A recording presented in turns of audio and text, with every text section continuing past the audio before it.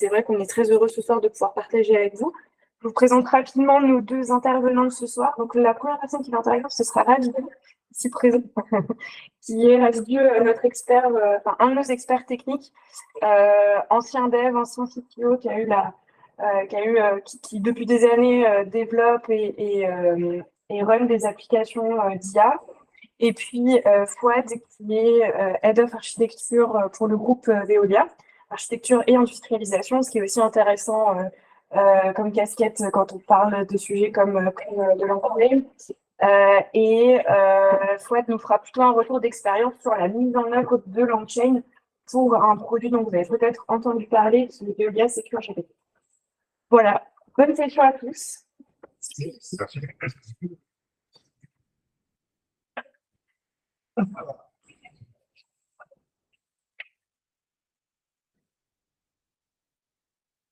Alors, on va commencer du coup par vous parler un peu de LangChain. Donc LangChain, on va le voir sur différents aspects. D'abord sur une petite vue d'ensemble et les différents composants que compose en fait l'écosystème LangChain.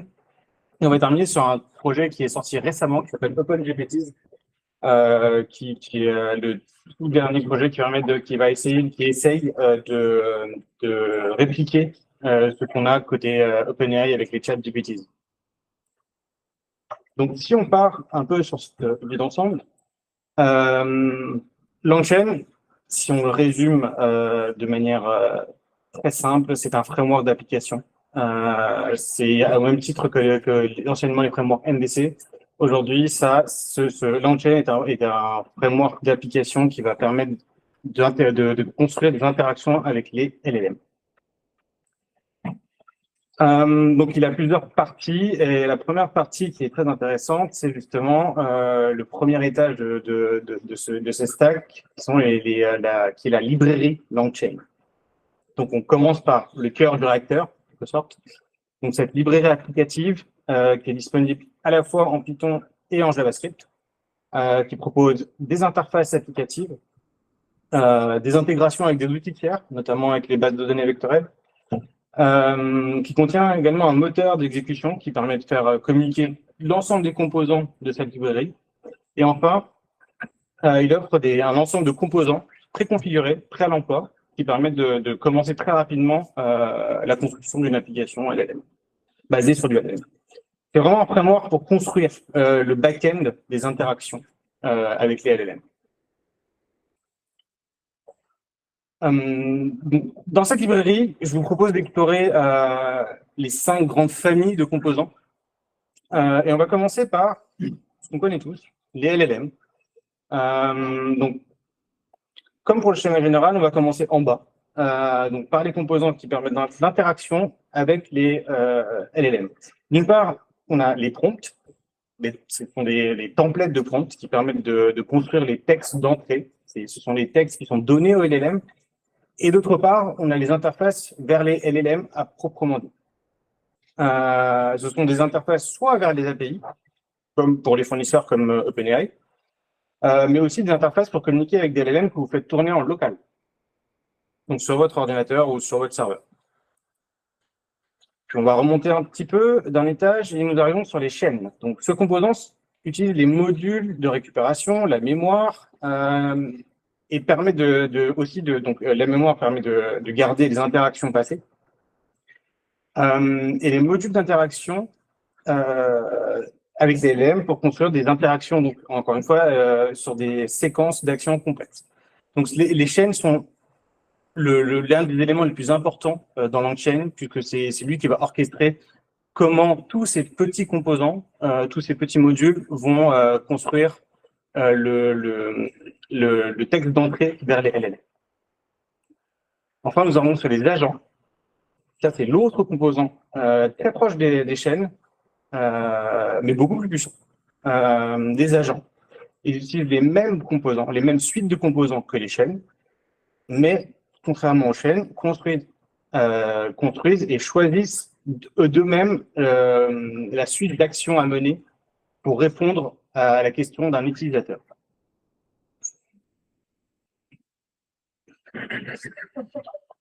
Enfin, les modules de récupération. Donc, dans de nombreuses applications qu'on a eues, effectivement, on va récupérer des documents, les découper et les enregistrer dans une base vectorielle. Ces modules de récupération, c'est le centre aujourd'hui des cas d'usage d'applications que nous avons, qui sont mis en œuvre actuellement. Donc, ce module de retrieval a été une suite de composants qui va sourcer, transformer, déposer ce document sous forme vectorielle dans une base de données spécialisée. Donc ça, ce sont les 5 grandes familles de composants que la librairie en fait LangChain propose directement. Nous avons après, maintenant, on va explorer. Maintenant qu'on connaît un peu, qu'on voit à peu près les grands composants que forme cette librairie, on va voir un autre élément de l'écosystème LangChain qui permet de déployer tous ces composants. On va monter donc d'un étage et on va arriver sur LangServe et les templates. Quand on parle de déploiement, on parle ici de serveur, d'architecture applicative. Et LangServe est le serveur qui va porter votre application. Et les templates sont les cas d'usage qui sont déclinés en projet complet, donc prêt à l'emploi.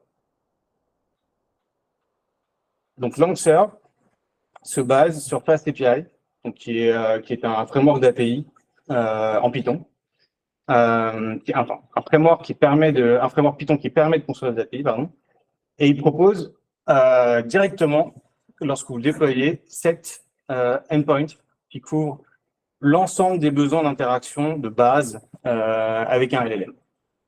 À noter, en plus d'être l'un des plus rapides, d'un des frameworks d'API les plus rapides sur le marché, il embarque Swagger. Swagger qui permet d'avoir en fait une documentation, en tout cas un moyen de documenter facilement votre API, en plus des endpoints qui vous sont déjà proposés.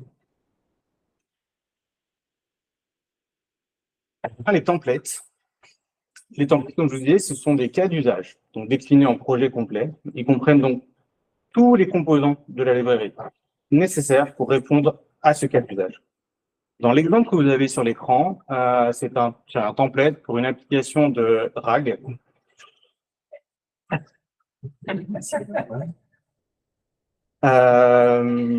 Et donc, vous avez tous les composants nécessaires pour la mise en place d'un RAG qui sont déjà mis en place pour vous lorsque vous initialisez en fait un template.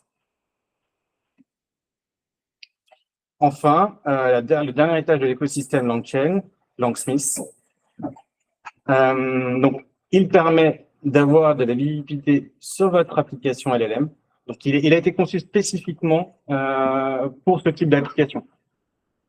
Si on devait faire de l'analogie, ce serait un petit peu comme Datadog pour votre application de LLM. Donc, il permet beaucoup de choses. Donc, pour commencer, il permet de tracer les exécutions de prompts, de l'input de l'utilisateur au prompt final qui est envoyé au LLM. Il permet de voir toutes les interactions qui se passent au sein de votre application. Et du coup, dans le cadre d'applications avec des agents, il peut être vraiment extrêmement utile. Le deuxième élément qui est assez important, c'est la partie testing et évaluation. Il permet de mettre en place des sets de tests, et de faire tourner de manière régulière afin de voir les divergences qui peuvent apparaître au gré des évolutions des modèles. Il permet également de tester de nouveaux modèles avant de mettre en prod ces modèles, en tout cas avec votre application. Enfin, le hub, qui permet de mettre en place une librairie de prompts que vous pouvez partager au sein de votre équipe. Et enfin, le dernier, je voulais aussi un peu prendre le temps pour parler du dernier projet de LangChain, de l'équipe qui a construit LangChain, OpenGPTs. Donc, c'est très récent. Il est sorti à peu près en même temps que lorsque OpenAI a révélé les GPTs. Et donc, c'est un projet qui vise à offrir une expérience similaire aux GPTs d'OpenAI, mais il offre beaucoup plus de contrôle et surtout une large gamme de personnalisation.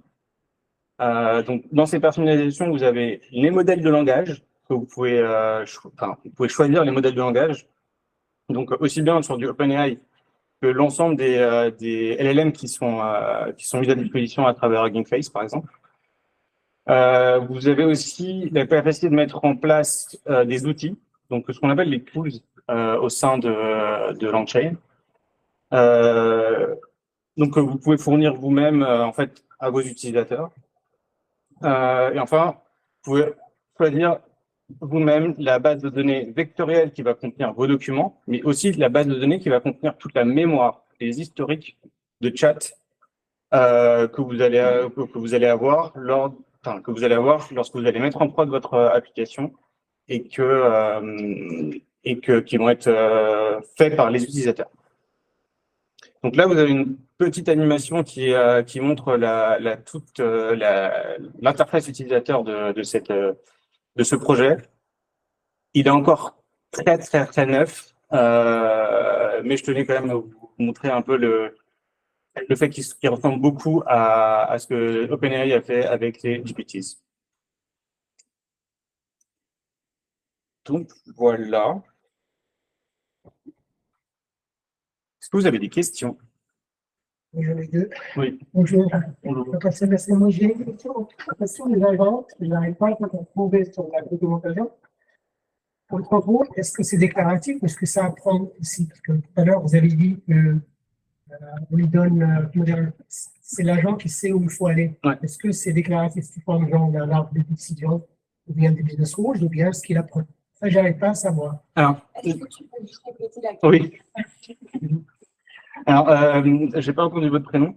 Hassan. Hassan demande si qu'est-ce que sont les agents? Non, Est-ce que leur est-ce que l'agent fonctionnement apprend tout seul? apprend tout seul ou est-ce que je décris sous forme d'alarme de décision en disant dans quel contexte il faut aller là, dans quel contexte il faut faire tel module. Donc, Hassan demande si les agents apprennent tout seul, d'une part, et comment on déclare ces agents. Est-ce qu'il faut le déclarer sous forme d'arbre de décision ou autre? Les agents n'apprennent pas tout seuls. Première réponse. Est-ce qu'il y a une arbre de décision? Oui et non. Les agents, en fait, ils vont utiliser ce qu'on appelle des tools au sein de l'écosystème LangChain pour prendre des décisions, pour planifier des actions. Et c'est en ça où il y a une sorte d'arbre de décision. Seulement, vous n'avez pas forcément la main sur comment il va utiliser ces tools. Néanmoins, vous pouvez quand même mettre dans le prompt qui va faire l'action, les suites d'actions, des règles qui vont lui dire de faire certaines actions avant d'autres. Les prompts d'agents qui sont fournis avec LangChain sont relativement ouverts. Donc, après, c'est à vous de construire ces prompts et d'y associer des règles de précédence sur l'utilisation des outils auxquels il va avoir accès. Donc, il y a une forme d'arbre de décision. Vous avez le contrôle sur cet arbre de décision, mais ça requiert quand même du prompt engineering à mettre en place avec les agents. Et je vois ma deuxième question. Peut-être par rapport à ce personnage, je peux ajouter une chose. Quand vous décrivez vos tools, pour chacun des tools, vous connaissez une description. Et le moteur LLM va utiliser cette description pour deviner la prochaine action la plus pertinente par rapport à cette description. Merci beaucoup. Est-ce que c'est faux ce que je vais raconter, genre, à la limite sur LangChain, c'est une version très moderne du MVC, et que peut-être même, son train, j'ai une autre presse qui va un jour que je suis laissé à AWS. AWS. Alors, est-ce que Microsoft, AWS. donc votre question c'est est-ce que LangChain qui est un framework qui ressemble à du MVC va concurrencer AWS? Si vous voulez, il peut être utilisé en dehors des LLM, parce que je peux l'utiliser pour contrôler n'importe quel module, accès de base de données et tout. LangServe, pour répondre, est une application qui ressemble beaucoup à du MVC, sauf qu'ils n'ont pas la partie vue, c'est du JSON, c'est une API. Est-ce qu'ils m'ont remplacé AWS? Non. Mais effectivement, en fait, LangChain, c'est un framework qui est spécifiquement fait pour les interactions avec les LLM. Donc, c'est un nouveau type d'application. On n'est plus sur de l'interaction juste avec une base de données. Là, on va rajouter ce composant qui est le LLM, qui est stochastique. Donc, en fait, il va pas répondre toujours la même chose. Et l'idée avec ce nouveau type de framework, c'est de réussir à construire des réponses contrôlées face à ce composant technologique qui est complètement nouveau.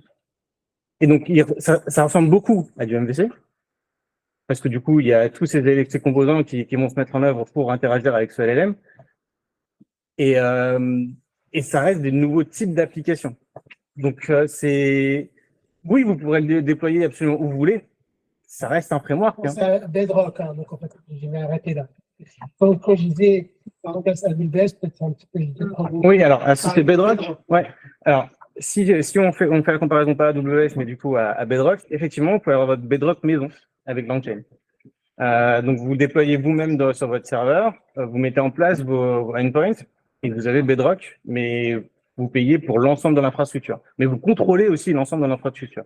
Merci beaucoup. Merci. Voilà. Merci beaucoup.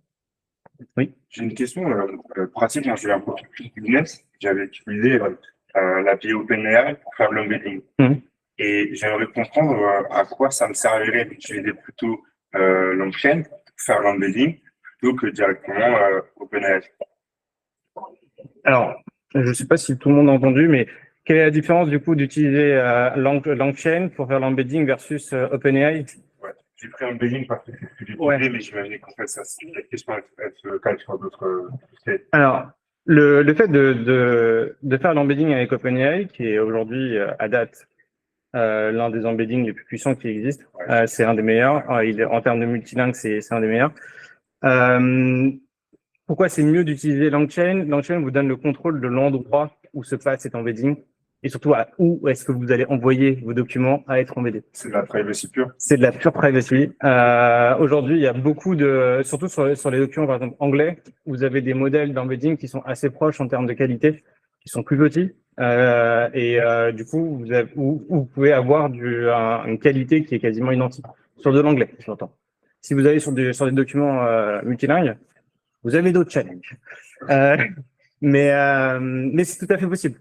Et pareil, toujours en passant par LangChain. Mais ça n'a rien à voir avec LangChain. C'est vraiment votre modèle d'embedding qui est important. Et LangChain, qui va vous donner comme avantage, c'est que vous allez pouvoir évoluer avec les différents modèles qui vont sortir. Là où, quand vous l'envoyez sur OpenAI, vous l'envoyez à OpenAI.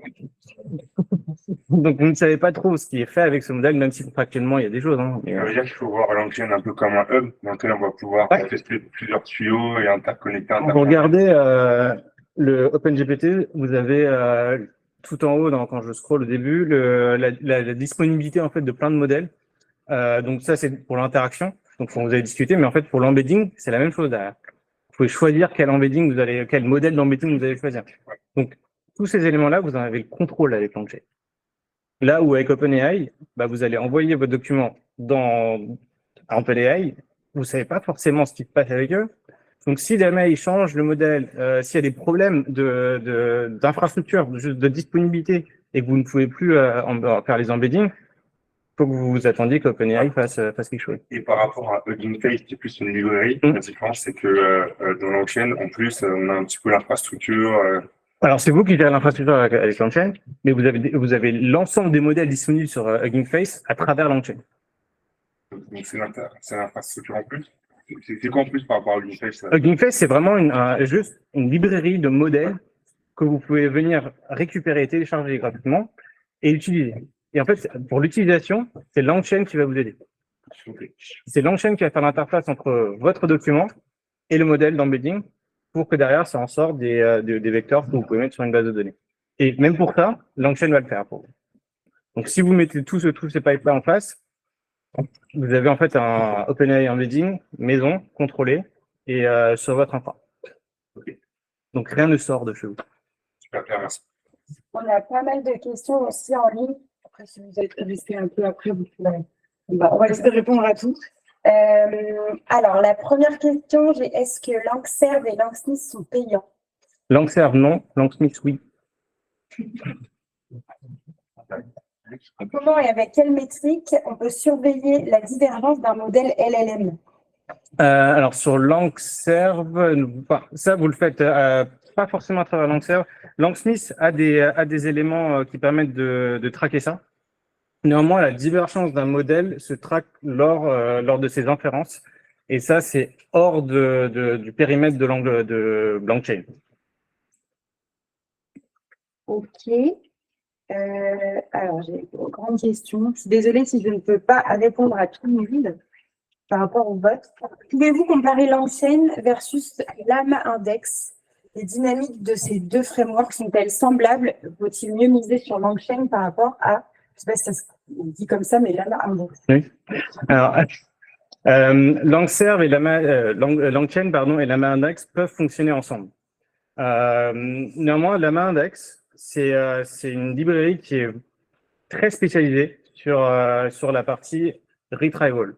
Eux, leur librairie va mettre en place des pipelines pour ingérer et transformer ces documents en embedding et pouvoir les récupérer de manière extrêmement spécialisée, extrêmement efficace et performante. Et alors que LangChain va proposer des composants qui vont utiliser des composants des librairies tierces, type FAIS ou Pinecone, enfin tous ces éléments-là. LangChain va être un hub, une interface vers d'autres API tierces, là où Llama Index est une solution complètement intégrée et qui répond juste à ce besoin d'indexation et de retrieval. LangChain est beaucoup plus large en termes de fonctionnalité et en termes d'usage. Et j'ai Mohamed qui demande comment on gère la scalabilité de l'application versus les quotas.